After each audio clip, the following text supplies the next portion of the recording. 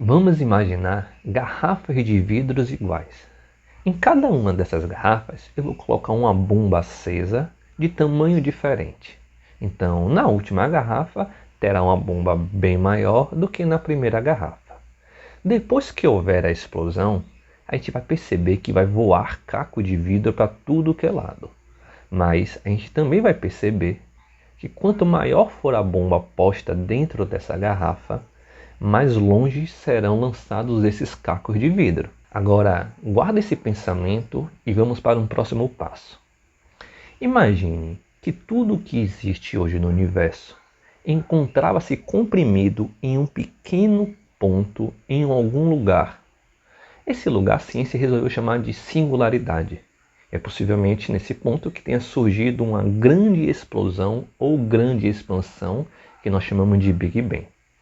Se tudo estava comprimido em um pequeno ponto no espaço, no universo, esse pequeno ponto deveria ter densidade e temperatura elevadíssimos. Por quê? Porque a quantidade de energia que existe no universo acumulada dentro de um ponto muito pequeno, a gente vai imaginar que existe uma relação de densidade que é igual a massa sobre volume. Se a massa é muito grande, a densidade tende a ser grande. Se o volume é pequeno, como nesse ponto ínfimo, a densidade também vai ser grande.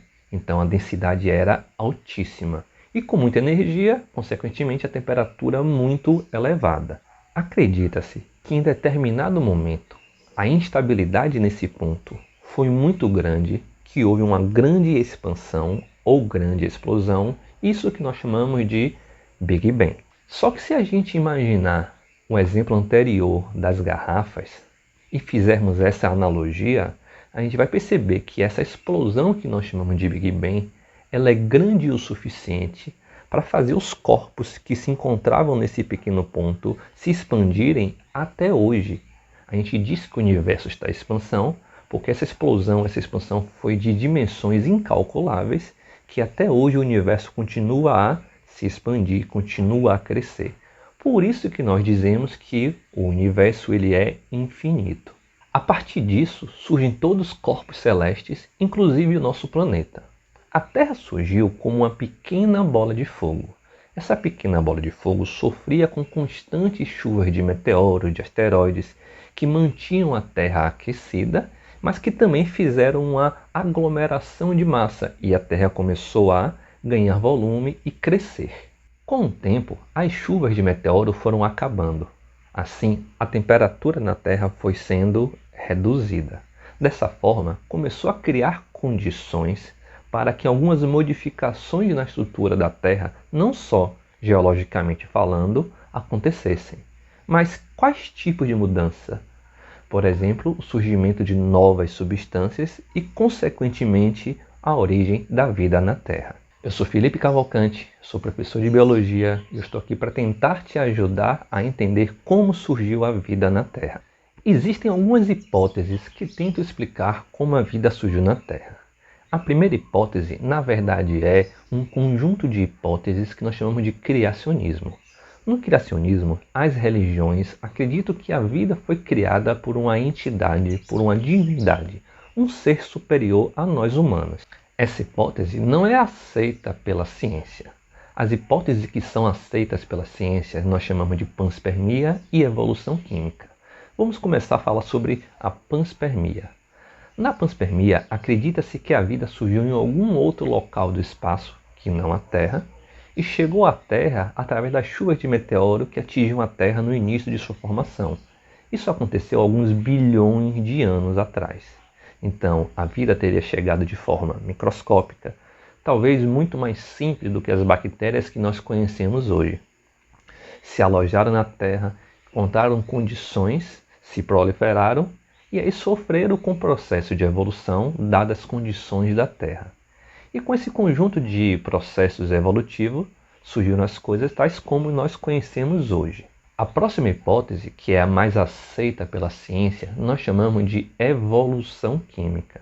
E ela foi proposta nesses moldes pelos cientistas Oparin e Haldane. Oparin e Haldane acreditavam que substâncias simples que existiam em nossa atmosfera haviam se combinado, formando substâncias mais complexas, e a partir dessas substâncias mais complexas deve ter surgido o primeiro ser vivo.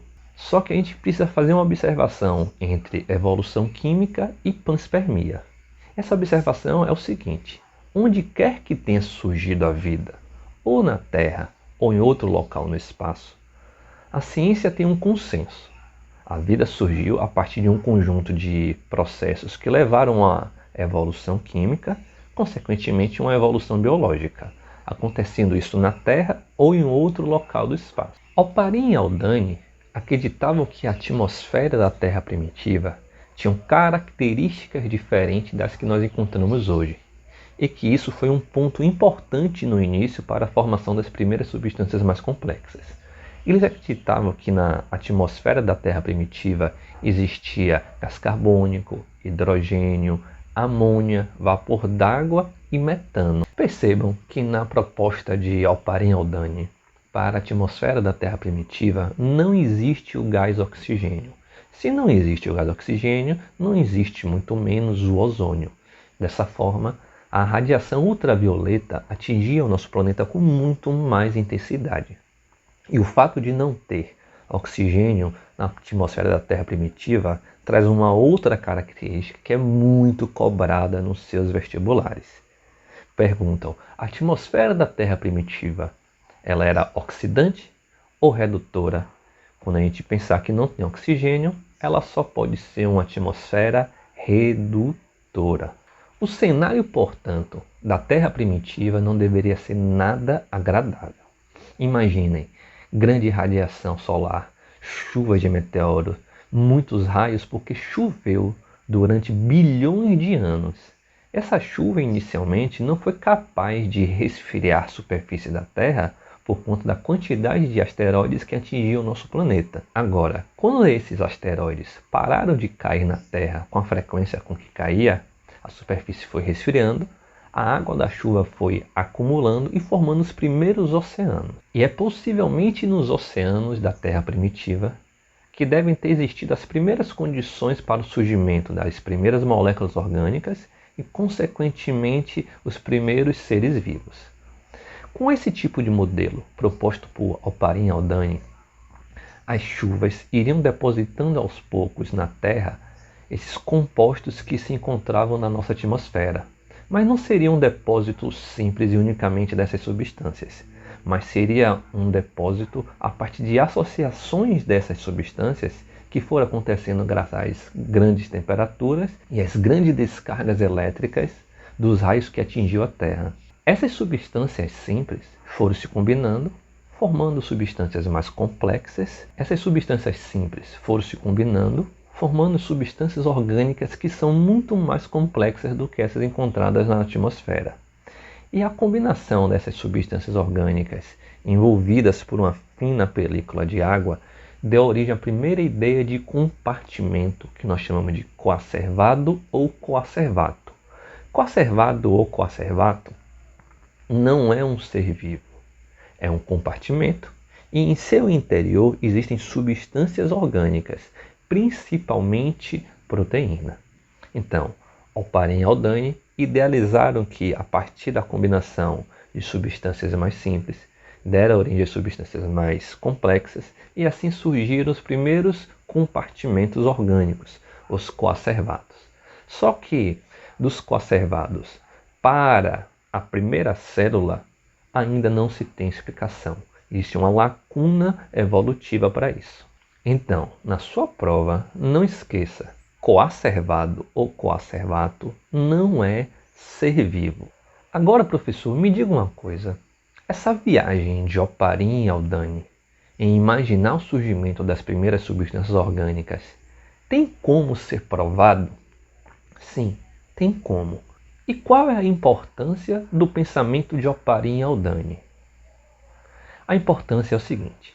Posteriormente, dois cientistas, Stanley e Miller, resolveram testar as ideias de Oparin e Haldane para ver se tudo isso era realmente, pelo menos, viável. Para isso, Stanley e Miller criaram um aparelho que simulava as condições da Terra primitiva, simulava as condições e sua estrutura também, com duas regiões de destaque. A primeira delas, uma parte mais abaixo da imagem, que representa os oceanos, e na parte mais acima, nesse balão maior, uma região que simulava a atmosfera da Terra primitiva. Um pouco diferente de Oparin e Aldani, Stanley e Miller imaginavam que na Terra primitiva existia metano, amônia, vapor d'água e gás hidrogênio. Não imaginavam que existia gás carbônico. Pegaram esses gases junto com o vapor d'água, colocaram nesse aparelho criado por eles. Já com esses compostos dentro do aparelho, eles começaram a fornecer calor para a água para que ela evaporasse, levasse esses gases para o simulador da atmosfera. Os gases iriam se acumulando nesse balão grande, onde eles colocaram descargas elétricas para simular os raios que aconteciam na Terra. Isso foi sendo repetido por muitos dias, por muitos meses.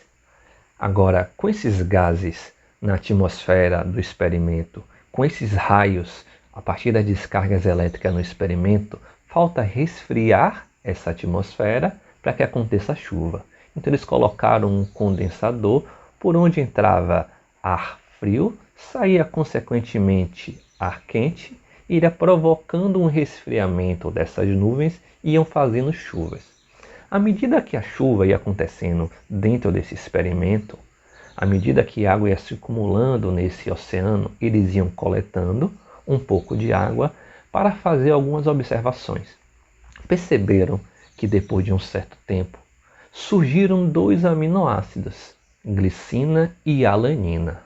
A conclusão foi o seguinte: se a gente coloca essas substâncias no simulador da Terra primitiva, a gente consegue obter moléculas orgânicas simples, aminoácidos. Se a gente continuar a repetir esses experimentos e incluindo condições que não poderiam ser inclusas no passado, como por exemplo radiação ultravioleta, a gente vai perceber que existe a formação de outros compostos orgânicos. Então, isso implica em que o experimento de Stanley Miller? Que pelo menos as ideias de Oparin e Aldani para a produção, surgimento de substâncias orgânicas e conservados é válida. Com esse resultado, Stanley e Miller puderam comprovar as ideias de Oparin e Aldani. Posteriormente, os cientistas já mais recentemente começaram a incluir outros fatores, como por exemplo a radiação ultravioleta em seus experimentos, e perceberam que surgem outros compostos orgânicos e que, se repetindo esse experimento por muito tempo, obtém-se também estruturas semelhantes aos coacervados. Mas calma aí, ainda não existe um passo que explique como dos coacervados surgiram os primeiros seres vivos. Agora você precisa continuar os seus estudos. Para isso, clica no card que está aparecendo aqui em cima, que é uma aula sobre a evolução bioenergética. E não se esqueça, deixe o like no vídeo, se inscreva em nosso canal e, se puder, compartilhe esse vídeo para ajudar mais pessoas. Muito obrigado.